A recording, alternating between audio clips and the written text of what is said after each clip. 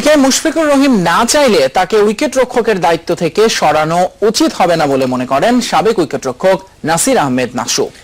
সেই সাথে মুশফিকের বিকল্প হিসেবে পারফরম্যান্সের বিচারে নুরুল হাসান সোহানকে প্রথম পছন্দ জাতীয় দলের সাবেক এই কোচের।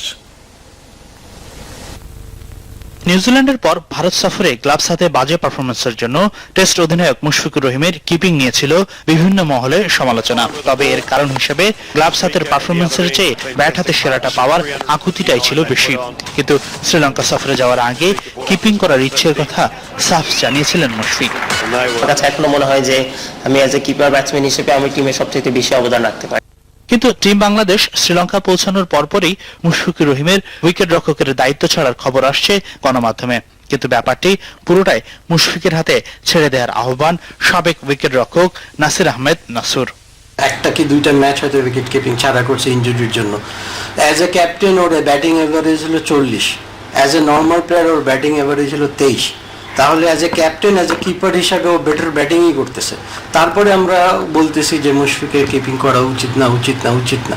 আমি জানি না, স্ট্যাটিস্টিক্স দেখলে কিন্তু এটা বলে না।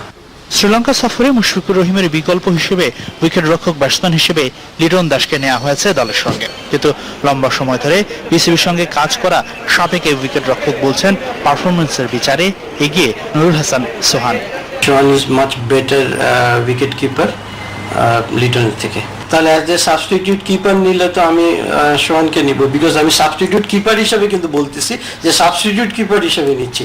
ওইখানে আবার আমি যদি বলি যে হ্যাঁ ওর ব্যাটিং ভালো ওই জন্য ওকে রাখতেছি, তাহলে আমার কাছে খুব ব্যাপারটা কন্ট্রাডিক্টরি মনে হচ্ছে।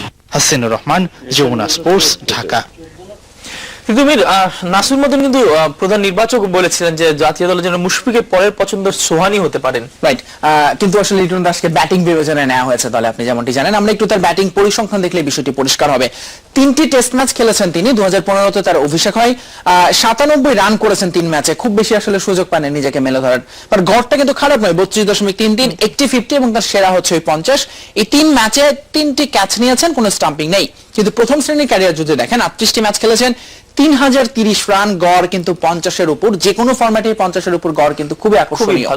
এবং তার 50 যদি দেখেন 15টি, সেঞ্চুরি 9টি, এবং সেখানে কিন্তু উইকেট কিপিংটাও খুব বেশি একেবারে খারাপ নয়, 56টি ক্যাচ এবং 5টি স্টাম্পিং।